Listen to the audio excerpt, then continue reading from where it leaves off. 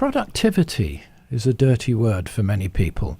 They don't like the idea that you employ an artist or an artist works in order to make money, especially in order to make money for other people. But there's two things that we have to remember. First of all, the arts and the creative industries are very productive. We estimate that in Manitoba, for every hour that a creative industry employee works, they generate 67 Canadian dollars, and that's real dollars, $2007, so these days it would be more. That means that if you take the workforce of 45,000, they're making, several hundred thousand every hour for you people. But they're also making that money for themselves. And the reason that's important is the distinguishing feature of the creative industries is they're actually industries that employ creative people. The creative workforce is the resource that they use. We have a little measure we call intensity of employment. And for the economy as a whole, maybe 2% of the workforce outside the creative industries is creative. Inside, it's 30, 40, 50, 60, 70%. That's the resource that they use.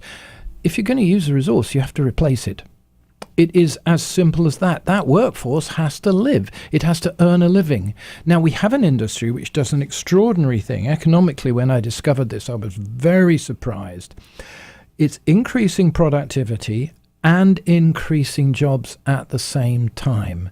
Very few industries do that. If you look at agriculture, the consistent history is more output, less jobs. Manufacturing, more output, less jobs. This is the industry of the future, which is producing more output and more jobs, and it's therefore creating a living for the people who work in it, which means they are paying for themselves. They're giving you something, and they're being able to sustain themselves by being paid a decent wage. What we have to do is realize that that workforce has to be almost curated. It has to be taken care of. The life of an artist is very precarious. Many creatives don't have employment in the creative industries. We should bring creative industries here to employ them, but they also contribute to the rest of the economy. Right. That creative spark, the day job, which is what gets an industry today ahead. What gets an industry ahead today, whether it's in agriculture or construction or any field, you name it. Plumbing is my favorite, right? People don't make toilets these days. They make fancy toilets. It's very mundane, but it takes creativity. It takes imagination. So everywhere you employ somebody that has a bit of imagination, you're getting ahead of your competitors. That's what your creative workforce is doing for you. But they need to have the stability, the lack of precariousness. They need what everybody needs to be able to make a living. And the way that the creative and artistic workforce makes its living isn't quite the same as everybody else. A steady job is hard to find. So that we have to find, and also an artist needs to find her or his art. It sometimes can take 5-10 years before you hit your groove and you're running, so that you actually have to invest in the workforce itself. And I think that's something we're not used to doing. We're not used to investing in people.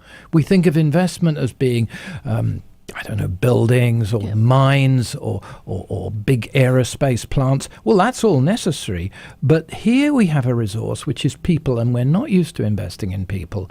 And that's probably the biggest thing that we all have to think through and rediscover, is investing in people, because precisely they create wealth for everybody. And in so doing, they earn their own living. They're not a cost, they're a benefit.